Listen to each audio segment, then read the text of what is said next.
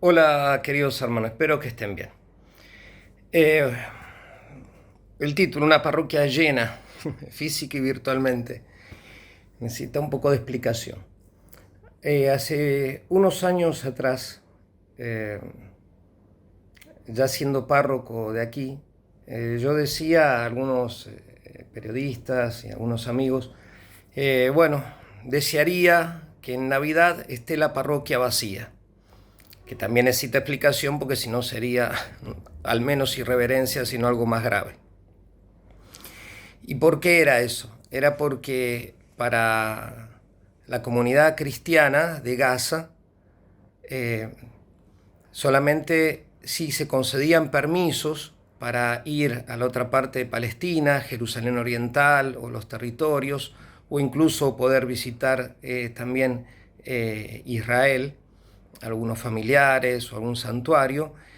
Esos permisos se concedían para la fiesta de Pascua y para la fiesta de Navidad. Había gente de todas maneras que durante muchos años no tenían esos permisos, conocemos muchísimos casos, porque muchas veces los permisos se frenaban cuando uno llegaba a 16 años de edad y le volvían a dar, o posibilidad de que le den, cuando habían cumplido los 35 años de edad. Entonces, bueno, en ese momento, en esas circunstancias, decía, bueno, desearía que en Navidad de ese año, que ahora no me acuerdo si era el 2021, 2020, la parroquia estuviese vacía, porque sería signo de que le habrían dado permiso a todos los cristianos para poder ir a Belén, ya que para los cristianos de Tierra Santa, Navidad significa Belén, literalmente, así como Pascua significa Jerusalén, literalmente. Y bueno, y algunos años habían dado más permiso, otros menos, pero bueno, nunca a toda la comunidad. ¿Qué pasó ahora? Ahora es lo contrario. Dios me concedió lo que deseé toda mi vida, que la parroquia y que la iglesia esté llena de gente. Desde que descubrí mi vocación siendo niño, siempre me empeñé, me empeciné de tratar de convencer a la gente que, eh, como es de lo bueno que es ir a la misa, ir a la iglesia, sobre todo el domingo, pero no solamente. Y cuando uno esté triste, cuando uno esté alegre, cuando uno esté en estado de gracia, cuando uno esté en pecado, de ir a la casa de Dios, como dice el texto tan hermoso del Antiguo Testamento y que lo usamos de manera plena en el Nuevo Testamento. Qué sagrado es este lugar. Nosotros lo aplicamos a las iglesias donde está el Santísimo Sacramento. No es sino la casa de Dios y la puerta del cielo. Bueno, Dios me concedió tener la iglesia llena de gente, unas 450 personas que siguen viviendo aquí, que han elegido quedarse ya desde el inicio de la guerra.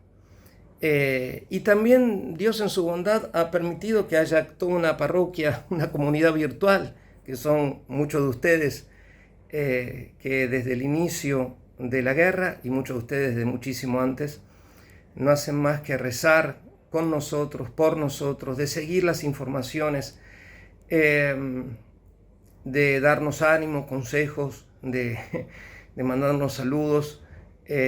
Y por eso es que le doy gracias a Dios porque la comunidad parroquial se ha extendido. Y lo que nosotros queremos es muy simple, seguir dando a conocer de manera sencilla cómo está la comunidad cristiana de aquí, cómo está la situación, para pedirles oraciones, para manifestar el amor de Dios, que en su infinita providencia nos da todo lo que necesitamos para seguir amándolo y amando al prójimo como tenemos que hacer. La situación sigue mal en la ciudad de Gaza. A nosotros nos ha vuelto el internet, aunque no de manera plena, pero ya por eso me extendí un poco más en este video. Me estoy extendiendo un poco más. Eh, Se escucha mucho ruido, muchos bombardeos, no solamente de la parte norte y noroeste de la ciudad, sino también de la parte sur. Eh, Hay mucha gente desplazada, son decenas de miles, algunos hablan de algunos centenares de miles. La gran parte de la población, como les conté aquella vez, están en la ciudad de Gaza. La gente está muy inquieta, muy deprimida, muy triste. No es la primera vez que han bombardeos, no es la primera vez que el ejército entra, aunque ciertamente es la primera vez que entraría con la decisión de una avanzada total sobre la ciudad de Gaza. Las actividades acá siguen, es decir, son muy simples las actividades. Yo le doy a algunas chicas unas clases de italiano, otros jóvenes pidieron otras clases de idioma, estoy viendo cómo coordinarlo. Teníamos que comenzar las clases el año académico 2025-2026 esta semana, pero por la situación no pudimos hacerlo. Trataremos de que sea la semana que viene. Los jóvenes de la preparatoria, que es el último año de la secundaria, varios de ellos han podido terminar los exámenes, a otros les tocó otra fecha dentro de unas semanas. Las religiosas de la Madre Teresa siguen con su vida regular, extraordinaria de por sí, asistiendo a tantos necesitados, personas postrados, donde ayuda mucho ahí también el padre Carlos Ferrero, el padre Yusuf y yo, bueno, con un montón de cosas también de la parroquia, las hermanas servidoras del Señor de la Virgen de Matará, de nuestra familia religiosa del Verbo Encarnado, también con un montonazo de cosas, entre las que tienen el oratorio junto con algunos laicos, el oratorio San José, y ahí hay pequeñas actividades, son actividades, antes había muchísimas más actividades que se podían hacer, pero ahora el peligro es real, los bombardeos no solamente se escuchan, es algo auditivo, sino que caen esquirlas, entonces hay peligro. Por otro lado, como le dijimos muchas veces, la gente con el calor que volvió a hacer aquí, estar encerrada en sus habitaciones, que no son propiamente habitaciones, son aulas de escuela, que están durmiendo por el piso, todo el tiempo ahí encerrado con los niños, entonces necesariamente salen.